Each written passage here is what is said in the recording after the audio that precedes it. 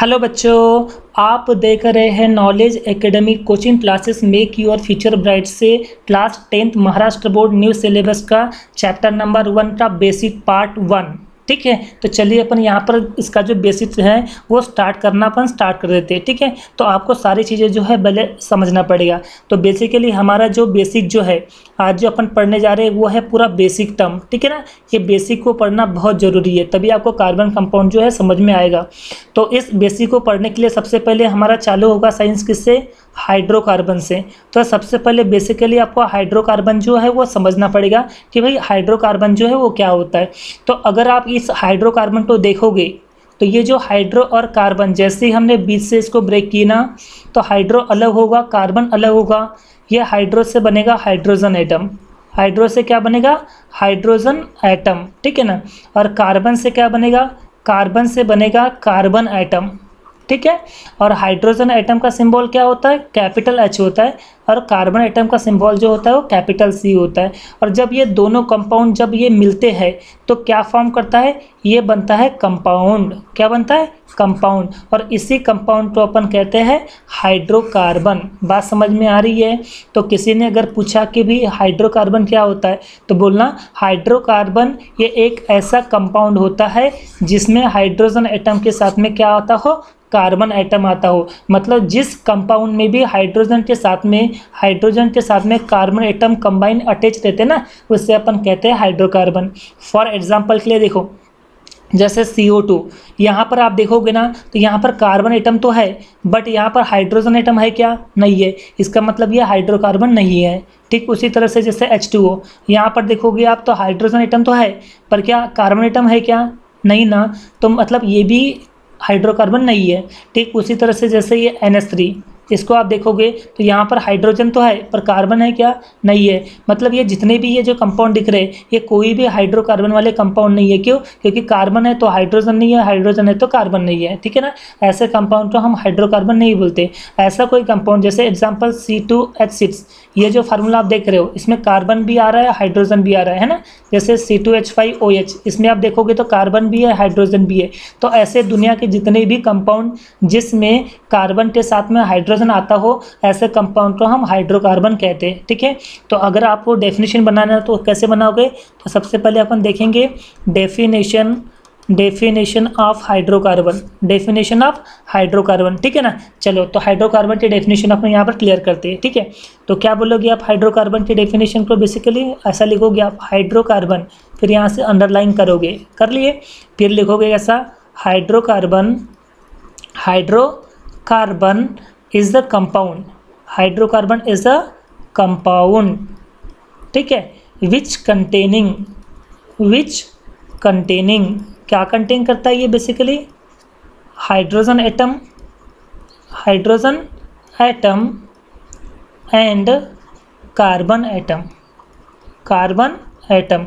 मतलब ऐसा हाइड्रोकार्बन एक ऐसा कंपाउंड होता है जहाँ पर हाइड्रोजन एटम भी कंटेन करता है और कार्बन एटम भी कंटेन करता है। ठीक है ना, और आपको तो ये तो बात पता है, the symbol of hydrogen atom, hydrogen atom का सिंबल क्या होता है, H होता है ना।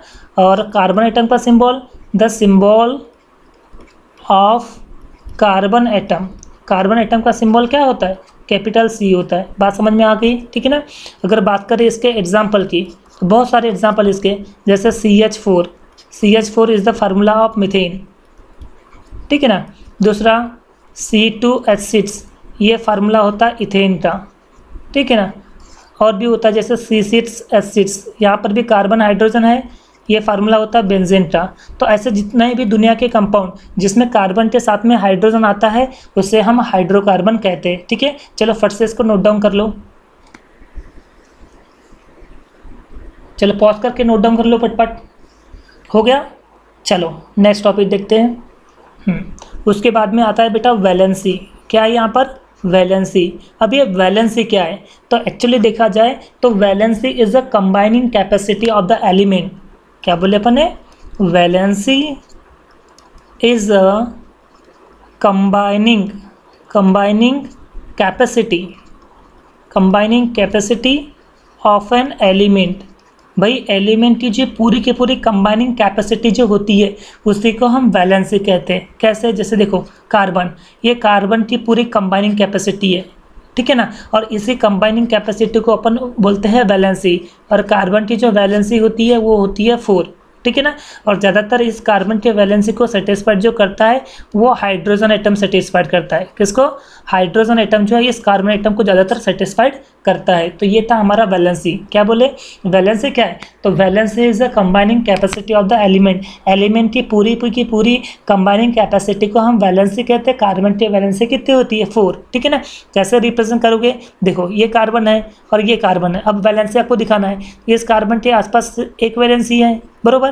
तो यहाँ पर इसको 4 दे दो। देखो 3 और 1 4 हो गए। वैसे यहाँ पर 1 है तो ये और 3 दे दो, तो ये हो गया 4। तो ये जो कंबाइनिंग कैपेसिटी जो आपको दिख रहा है इसी को अपन कहते हैं वैलेंसी। क्या कहते हैं बेटा? वैलेंसी। और कार्बन की वैलेंसी कितनी होती है? टोटल 4 होती है वैलेंसी, ठीक है। तो ये हो गया वैलेंसी वाला पार्ट। चलो इसको फट से आप नोट डाउन कर लो। कर लिया नोट डाउन? चलिए अब आता है बॉन्ड पे, ठीक है। बॉन्ड, अब ये बॉन्ड क्या होता है? तो बेसिकली बॉन्ड जो होता है ना ये 2 एटम को जोड़ के रखता है। मतलब कैसे 2 एटम को जोड़ता है? तो एक कंबाइनिंग कैपेसिटी होता है बेटा। बेसिकली अगर देखा जाए तो किसी ने पूछा कि बॉन्ड को डिफाइन करो, तो बॉन्ड को हम किस तरह से डिफाइन करें? तो बॉन्ड जो है ना ये टाइप्स होता है फोर्स ऑफ अट्रैक्शन का।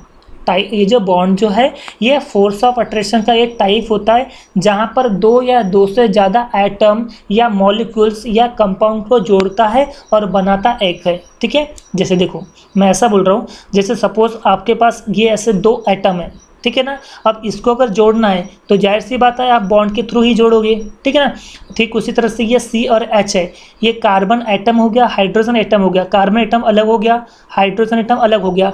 और इनको अगर जोड़ना है तो इनको कौन जोड़ता है? इनको जोड़ता है बॉन्ड, है ना। अब जाहिर सी बात है जब ये बॉन्ड जोड़ रहा है तो इसका मतलब इसमें कोई ना कोई तो पावर होती होंगी, है ना। मतलब कोई ना कोई एक फोर्स ऑफ अट्रैक्शन होता होगा जो इन 2 एटम को जोड़ के रख रहा है। अब 2 भी हो सकता है, 2 के अलावा ऐसे 4 भी हो सकते ना। देखो ये 4 भी तो हो सकते, ठीक है। तो 2 या 2 से ज़्यादा एटम को जोड़ता है और कितना बनाता है? एक बनाता है। उससे अपन कहते हैं बॉन्ड, ठीक है ना। तो डेफिनेशन अगर बात आती है डेफिनेशन की तो कैसा बोलोगे? बोलोगे bond is a type of force of attraction. Bond is a type of force of attraction which holds 2 or more atoms and form 1। क्या बोले अपने? बॉन्ड जो है ये टाइप होता है किसका? फोर्स ऑफ अट्रैक्शन का, जहाँ पर ये 2 या 2 से ज़्यादा एटम को क्या कहता है? जोड़ता है और बनाता कितना? एक है ना। जैसे देखो यहाँ पर अपने पास कार्बन 1 है, ठीक है ना, और हाइड्रोजन सपोज अपने पास 4 है, ये 4 है। अभी देखोगे तो यहाँ कुल मिला के कितने एटम है? टोटल 5 एटम है ना। अब अपने को जोड़ना है तो भाई किसकी मदद से मैं जोड़ूंगा? तो बेसिकली बॉन्ड की मदद से जोड़ूंगा, बरोबर। और देखो ये 4 एटम को मैंने यहाँ पर इस कार्बन को लगा दिया, तो पहले यहाँ पर 5 दिख रहे थे, अब देखो ये सिंगल अकेला दिख रहा है। तो बस यही तो पावर है बॉन्ड की। तो bond is a type of force of attraction which holds 2 और मोर एटम एंड फॉर्म 1। और बेसिकली हम यहाँ पर अगर बॉन्ड के बारे में बात करें तो बॉन्ड बेसिकली हमारे पास 3 टाइप के मिलेंगे, ठीक है ना। कितने टाइप के?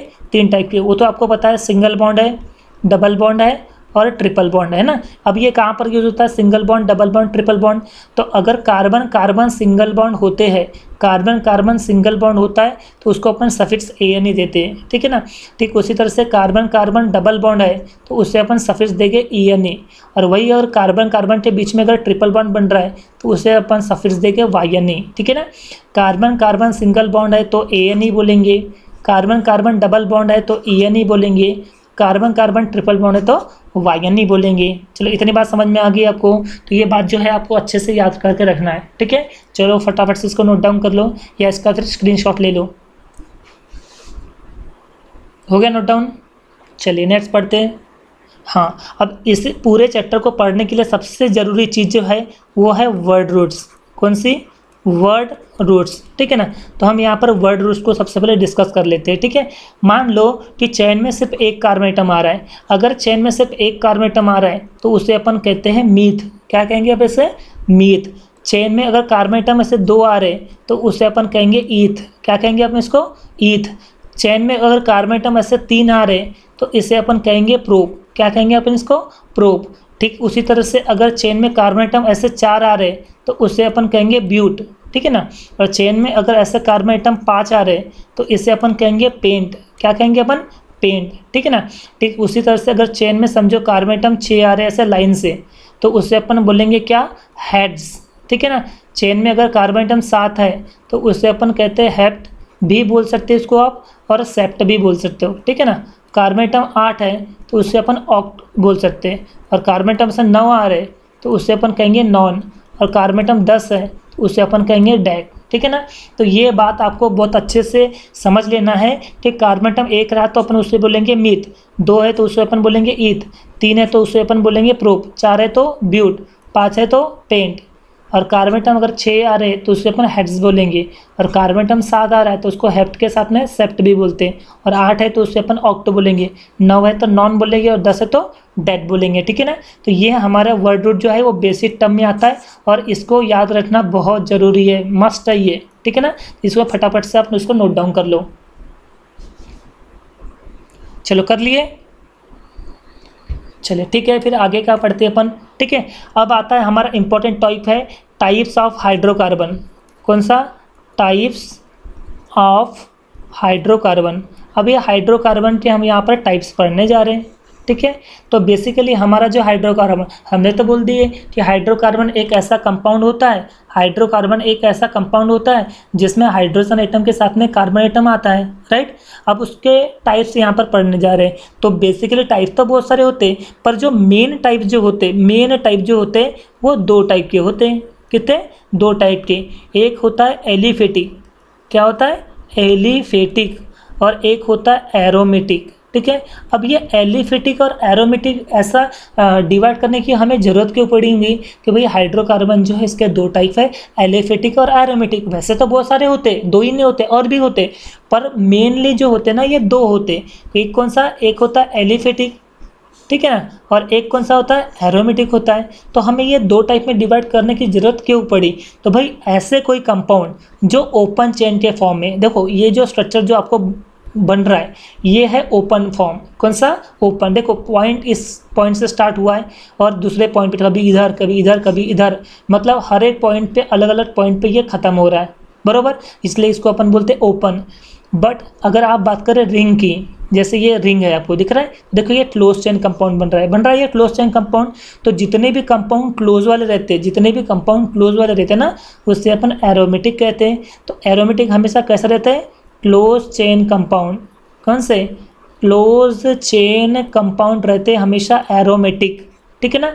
और इस एरोमेटिक में हमेशा रिंग टाइप के स्ट्रक्चर आएंगे। कैसे स्ट्रक्चर आएंगे? रिंग टाइप ऑफ स्ट्रक्चर आएंगे, ठीक है ना। और इसमें भी 2 चीज़ आती है।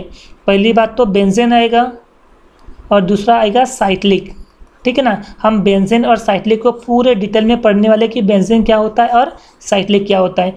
बेंजीन का जनरली फार्मूला होता है C6H6, ठीक है ना, ठीक है। वैसे हमें बेंजीन और साइक्लिक दोनों को डिटेल में करना चाहिए, बट ये कैसे? ये हमेशा रिंग टाइप ऑफ स्ट्रक्चर रहते हैं। और ये किसके आते हैं? ये क्लोज चेन कंपाउंड के आते हैं, ठीक है। चलो क्लोज चेन की तो बात होगी, मतलब एरोमेटिक की बात तो आ गई। अब बात कर लेते हैं अपन एलिफेटिक। तो एलिफेटिक जो है ये हमेशा कैसा रहता है? ये रहता है ओपन चेन कंपाउंड। कैसा रहता है? Open chain compound. मतलब ऐसे कंपाउंड जो कि ओपन फॉर्म में रहते हैं उसे अपन ओपन चेन कंपाउंड बोलते हैं। अब देखो, अब ये जैसा ये जो हमारा कंपाउंड है, ठीक है ना, अब ये कंपाउंड सिंगल बॉन्ड का है तो डबल बॉन्ड का भी तो रह सकता है, या फिर ट्रिपल बॉन्ड भी तो रह सकता है। तो फिर इसीलिए हमने ना इसको 2 कैटेगरी में डिवाइड किए, है ना। अगर सपोज चेन अगर सिंगल बॉन्ड की है, मतलब कार्बन कार्बन सिंगल बॉन्ड है पूरे, तो उसे अपन बोलेंगे सैचुरेटेड। क्या कहेंगे अपन उसका? सैचुरेटेड, ठीक है ना। और ऐसे जो कार्बन कार्बन डबल बॉन्ड या कार्बन कार्बन ट्रिपल बॉन्ड रहते हैं उसे अपन कहते हैं बेटा अनसैचुरेटेड। क्या कहते हैं अपन इसको? अनसैचुरेटेड, इसलिए सैचुरेटेड जो है ये हमेशा सिंगल बॉन्ड होता है, जबकि अनसैचुरेटेड जो रहता है ये डबल बॉन्ड भी रह सकता है और ट्रिपल बॉन्ड भी रह सकता है। सिंगल बॉन्ड का सफिक्स क्या होता है, ANE होता है, डबल बॉन्ड का ENE होता है और ट्रिपल बॉन्ड का YNE होता है, ठीक है ना। और ये कहाँ पर यूज़ होगा, तो basically carbon carbon single bond है तो ANE होगा, कार्बन कार्बन डबल बॉन्ड है तो ENE होगा, और कार्बन कार्बन ट्रिपल बॉन्ड है तो YNE होगा। ये बात आपको अच्छे से याद करके रखना है कि बेसिकली क्या होता है। तो हमने यहाँ पर बोले कि हाइड्रोकार्बन क्या होता है, तो हाइड्रोकार्बन ये एक ऐसा कंपाउंड हो गया जिसमें हाइड्रोजन एटम के साथ में क्या आता हो, कार्बन एटम आता हो, उसे अपन कहते हैं हाइड्रोकार्बन, ठीक है ना। और बेसिकली इसके टाइप्स की अगर बात आती है तो हाइड्रोकार्बन के बेसिकली कितने टाइप है, 2 टाइप है, एक होता है एलिफेटिक और एक होता है एरोमेटिक। दोनों में डिफरेंस क्या है, तो एलिफेटिक जो होता है ये ओपन चेन कंपाउंड होता है, एरोमेटिक क्या होता है, क्लोज चेन कंपाउंड होता है। और एरोमेटिक में हमेशा कैसे टाइप के स्ट्रक्चर आएंगे, रिंग टाइप के स्ट्रक्चर आएंगे। इसमें कितनी चीज़ें रहेंगी, 2 चीज़ रहेंगी, बेसिकली 8 बेंजीन आएगा और 8 साइक्लिक आएगा। बेंजीन का फार्मूला क्या होता है, C6H6, कार्बन 6 और हाइड्रोजन एटम 6 रहते हैं, है ना। अब बात करें अगर ओपन चेन के फॉर्म मतलब एलिफेटिक की, तो एलिफेटिक को हमने 2 टाइप में डिवाइड किया, एक है सैचुरेटेड और एक होता है अनसैचुरेटेड। सैचुरेटेड का मतलब होता है सिंगल बॉन्ड, जो कार्बन कार्बन सिंगल बॉन्ड है तो वो सैचुरेटेड रहेगा, है ना।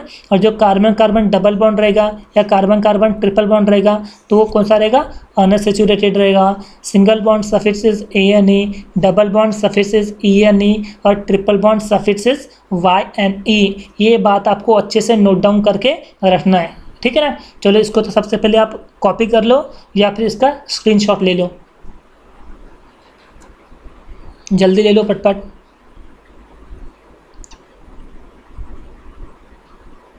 हो गया नोट डाउन। चलो अब बात करें अपन क्या है यहाँ पर, अगर बात करें अपन तो सबसे पहले हमें यहाँ पर डिस्कस करना पड़ेगा क्या, एडजस्टमेंट है ना। एडजस्टमेंट का मतलब ये होता है कि बेसिकली हम कार्बन को हाइड्रोजन के साथ में हमें एडजस्ट करना है, कार्बन को हाइड्रोजन एटम के साथ में हमें क्या करना है, एडजस्ट करना है, ठीक है। चलो अपन यहाँ पर एडजस्ट करते हैं। देखो बेसिकली ये कार्बन और ये कार्बन है, अब इसे हमें एडजस्ट करना है। तो बेसिकली इस कार्बन, देखो कार्बन क्या बोलता है, कार्बन बोलता है कि मेरे पास 4 वैलेंसी चाहिए, ठीक है। 1 वैलेंसी मतलब 1 हाइड्रोजन, 2 वैलेंसी मतलब 2 हाइड्रोजन, 3 वैलेंसी मतलब 3 हाइड्रोजन, ठीक है। इतनी बात आपको समझने आना है, ठीक है। 1 बॉन्ड मतलब 1 हाइड्रोजन, 2 बॉन्ड मतलब 2 हाइड्रोजन, 3 बॉन्ड मतलब 3 हाइड्रोजन। और कार्बन की जो वैलेंसी होती है ये अप में भी देखता है, डाउन में भी देखता है, लेफ्ट में भी देखता है और राइट में भी देखता है, ठीक है ना। तो इस कार्बन की अगर बेसिकली हम बात करें तो देखो इस कार्बन के ऊपर में है क्या, कोई वैलेंसी नहीं है, नीचे है क्या, नहीं है, लेफ्ट में क्या, नहीं है, हाँ बट राइट में एक वैलेंसी दिख रही है ना। वैसे इस कार्बन की अगर बात करें तो इसके भी लेफ्ट साइड में दिख रही है। तो भाई इस कार्बन की अगर मैं बात करूँ तो इस कार्बन के आसपास में सिर्फ 1 वैलेंसी है, इसका मतलब कार्बन बोलता है 4 वैलेंसी चाहिए और अभी इसके पास में 1 वैलेंसी है। तो अगर मैं इसको 3 वैलेंसी दे दूँ तो ये कंप्लीट हो जाएगा, ठीक है ना। देखो और मैं हाइड्रोजन दूंगा, इसको हाइड्रोजन से फुलफिल कराऊंगा। देखो ये आ गया CH3। अब देखो इस कार्बन के पास में देखो ये 1 वैलेंसी है तो इसको और 3 की जरूरत पड़ेगी तो ये 4 नहीं हो जाएगी ना, ये 1 2 3 और ये 1 वैलेंसी आ गई, हो गया। तो ये हो गया सेटिस्फाइड, है ना। पर हम कैसे लिखते हैं यहाँ पर सेटिस्फैक्शन में, ऐसा लिखते हैं, देखो कार्बन और ये कार्बन, तो इस कार्बन के आसपास में एक ही वैलेंसी है पर 4 होने के लिए इसको और 3 की जरूरत पड़ेगी तो मैं यहाँ पर हाइड्रोजन 3 दूंगा, ठीक है ना। वैसे इस कार्बन के आसपास में 1 है तो मैं यहाँ पर हाइड्रोजन एटम दूंगा 3, समझा। तो ये हो गया एडजस्ट। जैसे ये कार्बन एटम है, देखो इस कार्बन के आसपास कितनी वैलेंसी बेटा, 1 है, तो 1 है तो मैं अगर 3 दूंगा तो 3 और 1 4 हो जाएगा, ठीक। उसी तरह से ये कार्बन देखो इधर भी 1 वैलेंसी है, इधर भी 1 वैलेंसी है, तो इसको अगर मैं 2 वैलेंसी दे दूँ तो 2 और 2 4 हो जाएगा। वैसे इस कार्बन के आसपास में 1 वैलेंसी है तो अगर मैं इसको 3 दे दूँ तो ये 4 हो जाएगा, समझा ये, है ना।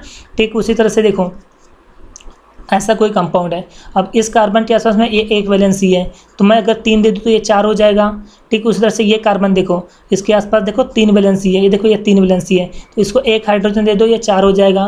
इसके आसपास में 1 वैलेंसी है तो 3 दे दो तो 4 हो जाएगा। वैसे इस कार्बन के आसपास में भी सिर्फ 1 वैलेंसी है तो 3 दोगे तो 4 हो जाएगा, बरोबर, ठीक। उसी तरह से देखो ये वाला एग्जाम्पल, देखो ये वाला ऐसा एग्जाम्पल, देखो इस कार्बन की बात करें तो इसके पास सिर्फ 1 वैलेंसी है तो 3 दे दो, ये 4 हो जाएगा। वैसे इस कार्बन की बात करें तो ये एक वैलेंसी तो 3 आ जाएगी तो 4 हो जाएगा। वैसे इस कार्बन के आसपास में एक वैलेंसी है तो 3 दे दो तो ये 4 हो जाएगा। वैसे इस कार्बन के आसपास में देखोगे तो एक ही वैलेंसी है तो 3 दोगे तो 4 हो जाएगा। बात समझ में आ रही है? तो कुछ तो इस तरह से हमें एडजस्ट करना पड़ता है। अब बड़े कंपाउंड की बात कर लेते हैं। बड़ा कंपाउंड कैसा रहेगा, जैसे ये ऐसा कोई कंपाउंड है, ठीक है, ये यहाँ पर दे दिया और यहाँ पर ऐसा ऐसा और ये ऐसा, ये हो गया बड़ा कंपाउंड। देखो इस कार्बन, अगर मैं यहाँ पर आपको सही तरीके से करके बताऊँ, ठीक है ना, तो मैं थोड़ा कलर चेंज कर लेता हूँ। यहाँ पर देखो इस कार्बन की बात करें तो इसके पास एक वैलेंसी है, एक वैलेंसी है तो यहाँ पर 3 वैलेंसी लगेंगी, ठीक है ना। इस कार्बन के आसपास में कितनी है, 2 वैलेंसी है तो यहाँ पर 2 लगेगा, ठीक है ना। इस कार्बन के आसपास देखो 1, 2 और 3 वैलेंसी है तो यहाँ पर 1 वैलेंसी लगेंगी, ठीक है ना। इसके आसपास देखो ये एक ही वैलेंसी है तो 3 लगेंगी। इस कार्बन के आसपास तो ऑलरेडी सेटिस्फाइड है, देखो 1, 2, 3 और ये 4 ऑलरेडी सेटिस्फाइड है तो लिखने की जरूरत नहीं है। वहाँ पर अगर एक हाइड्रोजन दे दी तो कार्बन की 5 वैलेंसी हो जाएंगी, जो कि गलत हो जाएगा। इस कार्बन के आसपास में एक वैलेंसी तो 3 लिखोगे तो 4 हो जाएगा। इस कार्बन के आसपास में एक वैलेंसी है तो 3 दोगे तो 4 हो जाएगा। वैसे इसके पास में भी एक वैलेंसी है, 3 दोगे तो ये 4 हो जाएगा। बात समझ में आ रही क्या? तो कुछ इस तरह से आपको एडजस्टमेंट करना पड़ेगा। ठीक उसी तरह से अगर बात करें अपन कार्बन कार्बन डबल बॉन्ड की, तो भाई यहाँ पर कार्बन कार्बन डबल बॉन्ड है तो उस केस में हम कैसे इसको एडजस्ट करेंगे, यहाँ पर मैं आपको बता देता हूँ, ठीक है। देखो इस कार्बन के आसपास में कितनी वैलेंसी है, 2 वैलेंसी है, तो अगर यहाँ पर आपने 2 वैलेंसी दे दी है तो हो जाएगा 4। वैसे इस कार्बन के आसपास में भी 2 वैलेंसी है तो यहाँ पर 2 हाइड्रोजन दे दो, हो जाएगा 4, ठीक है। ठीक उसी तरह से देखो ये ऐसा कोई कंपाउंड है तो इस कार्बन के आसपास में 2 वैलेंसी है तो यहाँ पर 2 दे दोगे तो 2 और 2 4 हो जाएगा। वैसे इस कार्बन के आसपास में 1, 2 और 3 वैलेंसी है, 8 दे दिए तो 4 हो जाएगा। वैसे इस कार्बन के आसपास में 1 वैलेंसी है तो 3 दोगे तो ये 4 हो जाएगा, ठीक है। समझ में आता रही है, ठीक है ना। और ऐसे अगर मल्टीपल बॉन्ड आ रहे हैं, मतलब यहाँ पर भी डबल बॉन्ड, यहाँ पर भी डबल बॉन्ड, यहाँ पर भी डबल बॉन्ड, तो कैसा करोगे, तो बेसिकली इस कार्बन के आसपास में कितने वैलेंसी है, 2 वैलेंसी है तो यहाँ पर 2 दोगे तो 4 हो जाएगा। वैसे इस कार्बन को देखोगे तो 1, 2, 3 और ये 4 ऑलरेडी सेटिस्फाइड है तो यहाँ पर कुछ भी नहीं आएगा। इस कार्बन को देखोगे तो 1, 2, 3 और ये 4 वैलेंसी ऑलरेडी सेटिस्फाइड है तो कुछ नहीं आएगा। अब इस कार्बन को देखो, इस कार्बन के आसपास में लेफ्ट साइड में 2 है तो राइट हैंड साइड में 2 की जरूरत पड़ेगी, यहाँ पर दे दूंगा CH2। तो कुछ इस तरह से यहाँ पर आपको डबल बॉन्ड वाले एडजस्टमेंट बनेगा, ठीक है ना। अब बात कर लेते हैं अपन ट्रिपल बॉन्ड की। तो ट्रिपल बॉन्ड की बात करें तो कार्बन कार्बन ऐसे ट्रिपल बॉन्ड रहेंगे, ठीक है ना। इसके आसपास में 3 वैलेंसी है तो 1 वैलेंसी दे दो, 4 हो जाएगा। वैसे इस कार्बन के आसपास में भी 3 वैलेंसी तो 1 दोगे तो 4 हो जाएगा, ठीक है ना। ठीक उसी तरह से अगर ऐसा आ रहा है तो भाई इस कार्बन के आसपास में 3 वैलेंसी दिख रहा है तो 8 दे दोगे तो 4 हो जाएगा। वैसे इस कार्बन को आप देखोगे तो ऑलरेडी इधर में लेफ्ट हैंड साइड में 3 है, 1, 2 और ये 3 है और इधर में 1 है, मतलब 4 है, ऑलरेडी सेटिस्फाइड है तो कुछ भी मत लिखो फिर। और इस कार्बन के आसपास में 1 और ये ऐसे 2 वैलेंसी है तो 2 दे दिए तो 2 और 2 4 हो जाएगा। और इस कार्बन के आसपास में 1 है तो ये 3 लोगे तो 4 हो जाएगा, ठीक है ना। वैसे अगर मल्टीपल बॉन्ड अगर आ जाते हैं, जैसे इधर भी ट्रिपल बॉन्ड और इधर भी ट्रिपल बॉन्ड, तो कैसा करेंगे, तो कुछ नहीं, इस कार्बन के आसपास में 3 वैलेंसी ऑलरेडी है तो इसको 8 दे दो ना, 4 हो जाएगा। वैसे इस कार्बन के आसपास में 1, 2, 3 और ये 4 ऑलरेडी सेटिस्फाइड है तो कुछ भी लिखने की जरूरत नहीं है। इस कार्बन के आसपास में 1, 2, 3 वैलेंसी है और ये चौथी वैलेंसी ऑलरेडी सेटिस्फाइड है तो कुछ भी लिखना नहीं पड़ता। बस इस कार्बन के आसपास में देखो 3 ही वैलेंसी है, 8 दे दो तो ये 4 हो जाएगा। तो कुछ इस तरह से एडजस्टमेंट बनता है। और बात करें कंबाइन, मतलब सिंगल बॉन्ड भी रहेगा, डबल बॉन्ड भी रहेगा और ट्रिपल बॉन्ड भी रहा, तो कैसा करेंगे, तो भाई इस कार्बन के आसपास में आप देखोगे तो इस कार्बन के आसपास आपको कितनी मिलेगी वैलेंसी, तो एक ही कलर की मिल रही है वैलेंसी, देख लो। इस कार्बन के आसपास में देखो ये 1 है तो यहाँ पर 3 दे दोगे तो 4 हो जाएगा। इस कार्बन के आसपास में 1, 2 और 3 है तो 8 दे दोगे तो 4 हो जाएगा। वैसे इस कार्बन के आसपास में 3 वैलेंसी है, 8 दे दोगे तो 4 हो जाएगा। वैसे इस कार्बन के आसपास में 1, 2, 3, 4 है तो सेटिस्फाइड है और इसके आसपास में 3 वैलेंसी तो 8 दोगे आप तो 4 हो जाएगा। तो कुछ इस तरह से हम सिंगल बॉन्ड, डबल बॉन्ड और ट्रिपल बॉन्ड का क्या करते हैं, एडजस्टमेंट करते हैं, ठीक है। तो मैं आपको कुछ यहाँ पर होमवर्क दे देता हूँ तो वो आपको करके लाना है, ठीक है, बेसिकली या फिर कमेंट सेक्शन में आपको बताना है, ठीक है। चलो लिख लो यहाँ पर आप होमवर्क, ठीक है। पहला कंपाउंड, इसको आपको एडजस्ट करना है, ये पहला कंपाउंड, फिर ये दूसरा कंपाउंड, ठीक है ना, ये तीसरा, इस तीसरे ना 4th नंबर का ये ले लिए अपन ने, ऐसा ऐसा ऐसा, यहाँ पर ऐसा, ठीक है। 5वां नंबर का ऐसा, ठीक है। तो ये आपका 5 जो रहेंगे ये रहेगा होमवर्क, ठीक है। बेस्ट ऑफ लक बेटा, best of luck bye answer, ठीक है। तो थैंक यू सो मच पूरे वीडियो को देखने के लिए, ठीक है। आप इसका होमवर्क जो है वो कल आपको चेक करवाना है, ठीक है। Thank you so much.